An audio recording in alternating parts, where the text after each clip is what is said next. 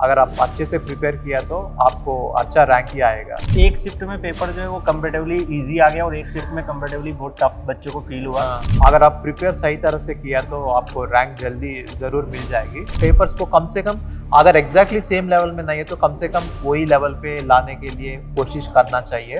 Hello everyone, so my name is Kuldeep Singh Rathore and welcome in GATE वाला platform. Guys, GATE 25 का result भी declare हो गया है और काफी सारे स्टूडेंट ने अपने मार्क्स वगैरह भी देख लिए। उसके बाद नॉर्मलाइजेशन को लेकर काफी सारी डिबेट जो है बच्चों के बीच में चल रही है। सिविल में जैसे 2 शिफ्ट में पेपर हुआ था, कंप्यूटर साइंस में 2 शिफ्ट में पेपर हुआ था एंड काफी स्टूडेंट्स को मार्क्स जो है इंक्रीज हुए, काफी स्टूडेंट्स के मार्क्स जो है थोड़े डिक्रीज हुए नॉर्मलाइजेशन को लेकर। तो एंड इवन कंप्यूटर साइंस में भी 100 आउट ऑफ 100 मार्क्स आए हैं। तो इन सब टॉपिक के ऊपर हम लोग डिस्कशन करेंगे। आज हमारे साथ है स्पेशल गेस्ट एंड जिनको कोई इंट्रोडक्शन की यहाँ पे नीड नहीं है, एवरीवन जानते हैं उनको। हमारे साथ है आरवीआर सर। तो सर, आपसे मैं फर्स्ट क्वेश्चन यही पूछना चाहूंगा, इस बार कंप्यूटर साइंस में 100 आउट ऑफ 100 मार्क्स आए हैं सर। आप भी काफी टाइम से बच्चों को पढ़ा रहे हैं सीएस में, तो क्या व्यू है सर आपके इसके ऊपर? मतलब पहले बहुत दिन के पहले एक बार हुआ था, बहुत सालों के पहले, और उसके बाद अभी हुआ है। तो इसके मतलब ये है कि स्टूडेंट्स बहुत अच्छे से प्रिपेयर कर रहे हैं, अवेयरनेस ज़्यादा है और टीचिंग क्वालिटी भी इम्प्रूव हो रहा है। मतलब कॉलेजेस में ले लो या इंस्टीट्यूट्स में ले लो, टीचिंग क्वालिटी पहले से ही अभी बहुत ज़्यादा बढ़ गया है।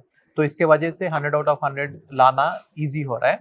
लेकिन मतलब ये भी नहीं है कि कभी कभी ऐसा भी होता है कि पेपर थोड़ा ईजी है तो वो बैच में 100 आ सकता है, लेकिन जब पेपर बहुत मुश्किल है तो उसमें कम हो सकता है। लेकिन वैसे ही नॉर्मलाइजेशन कवर कर देता है वो सबको। हाँ, और ये जब 2-3 शिफ्ट्स में पेपर होता है ना, तब हर शिफ्ट में एक ही जैसा पेपर देना बहुत मुश्किल है।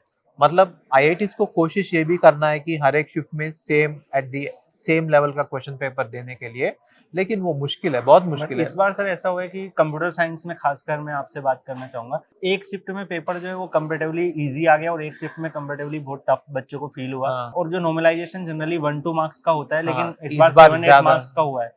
तो इसमें बच्चों को लेकर काफी, जैसे कि कोई स्टूडेंट 97 स्कोर कर रहा है लेकिन बाद में उसको रैंक एक्सपेक्टेड नहीं आ रही है, तो उस पर आप क्या बोलेंगे सर? मतलब 1-2 मार्क्स का नॉर्मलाइजेशन तो ठीक है, इतना फर्क तो ठीक है, लेकिन 7-8-9 या ऐसा मतलब 60 के ऊपर नॉर्मलाइजेशन इज नॉट गुड। मतलब वो इतना अच्छा नहीं है। आईआईटीज को भी ये कोशिश करना है कि इतना ज्यादा फर्क नहीं आना चाहिए। पेपर्स को कम से कम अगर एग्जैक्टली सेम लेवल में नहीं है तो कम से कम वही लेवल पे लाने के लिए कोशिश करना चाहिए। नहीं तो नॉर्मलाइजेशन कभी कभी किसी को फेयर मिल जाता है, किसी को अनफेयर मिल जाता है, और इसमें हम कुछ नहीं कर सकते हैं। लेकिन वो तो करना ही पड़ेगा नॉर्मलाइजेशन, क्योंकि पेपर का स्टैंडर्ड डिफरेंट है। लेकिन इतना फर्क तो नहीं आना चाहिए इन जनरल। हाँ, लाइक सर, इस बार तो ऐसा ही हुआ है। एंड सर, कंप्यूटर साइंस में बच्चे जो है कंटिन्यूसली इंक्रीज हो रहे हैं लास्ट 2-3 ईयर से। अगर हम देखें मैकेनिकल में भी सर ऐसा था कि 2013-14 के टाइम पर मैकेनिकल का जो पेपर है वो 4 शिफ्ट में हुआ था।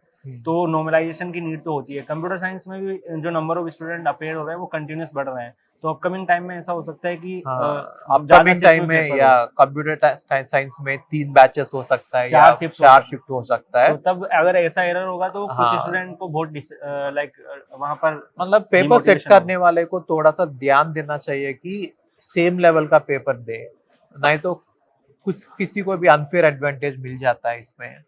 तो शायद वो पेपर देने वाला को ही थोड़ा ध्यान में देना। एंड सर, टफ क्वेश्चंस अगर मान लीजिए आ गए हैं तो टफर साइड आए तो नॉर्मलाइजेशन से मार्क्स बढ़ेंगे।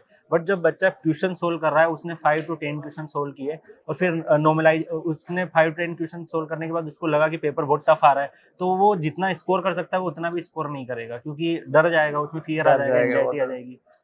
वो तो सही है। तो इसीलिए नॉर्मलाइजेशन थोड़ा कवर अप करता है मार्क्स को। लेकिन वो तो जो आपने बोला है वो सही है। जिसको पेपर इजी मिलता है उसको जितना भी आना चाहिए उससे भी अच्छा करेगा, और जिसको पेपर टफ मिलता है, 4-5 क्वेश्चन टफ आ जाता है, उसको डिप्रेस्ड हो जाएगा और जो भी होना चाहिए उससे भी कम हो जाएगा। डेफिनेटली। तो सर, नेक्स्ट ईयर भी आईआईटी वगैरह पेपर कंडक्ट करा रहे हैं on the behalf of student. Like आप क्या एक्सपेक्ट करते हैं आईआईटी से कि अगले साल उनको क्या करना चाहिए, जो इस साल एरर हुआ है, लाइक इतना ज्यादा डिफरेंस आ गया है नॉर्मलाइजेशन से? मैं सोच रहा हूँ कि नेक्स्ट टाइम 3 शिफ्ट हो सकता है कंप्यूटर साइंस के लिए, और मेरा यही रिक्वेस्ट होगा आईआईटीज को कि पेपर थोड़ा सा एक ही लेवल पे डाल दे और नॉर्मलाइजेशन में 1-2 मार्क्स डिफरेंस इतना होना ज्यादा चाहिए, डिफरेंस नहीं होना चाहिए। डेफिनेटली। तो अब इस साल का पेपर तो आप लोगों का ओवर हो चुका है गेट 2025 में। अब जो रिजल्ट है वो भी आ चुका है, जितना इम्पैक्ट आना था वो भी आ चुका है। अब उनको जाकर आप बदल नहीं सकते हैं। मोस्ट प्रोबेबली ये है कि नेक्स्ट ईयर जब गेट 2026 हो, गेट 2027 हो, तो उम्मीद लगाएंगे कि आईआईटी जो है वो इस वाले जो एक्सपीरियंसेस से सीखे कि बच्चों को काफ़ी ज़्यादा प्रॉब्लम और डिमोटिवेशन इससे फेस हुआ है। नेक्स्ट ईयर ऐसी सिचुएशन सेम ना आए। एंड बच्चों को भी मैं यही बोलना चाहूँगा कि अगर आप अपेयर हो रहे हो तो हर चीज़ के लिए आपको मेंटली प्रिपेयर होना पड़ेगा। हम केवल उम्मीद लगा सकते हैं कि आईआईटी जो भी ऑर्गेनाइज करे वो सेम लेवल का रखे, बट अगर इस तरीके की अनसर्टेनिटी जो इस बार हुई है वैसी अगर नेक्स्ट ईयर हो जाती है तो आपको मेंटली पहले से टफ रहना है और प्रिपेयर ही उसी हिसाब से जाना है कि टफ पेपर आएगा तब भी बेस्ट देना है, ईजी पेपर आएगा तब भी बेस्ट देना है, जिससे आप वहाँ पर साइकोलॉजिकली आप पे प्रेशर ना आए और आप अपने मार्क्स लूज ना करें। एट द एंड सर आप कुछ कहना चाहें? वही ये व्हाटएवर जैसे भी पेपर आने दो, अगर आप प्रिपेयर सही तरह से किया तो आपको रैंक जल्दी ज़रूर मिल जाएगी। आपको ये मत मतलब ये नॉर्मलाइजेशन को देख के ऐसा नहीं लगना कि मुझे मतलब फेयर होगा, अनफेयर होगा, ये सब डिबेट में मत पड़ना। अगर आप अच्छे से प्रिपेयर किया तो आपको अच्छा रैंक ही आएगा, ठीक है? तो प्रिपरेशन पे फोकस करना, ये सब डिबेट में मत आना, ठीक है?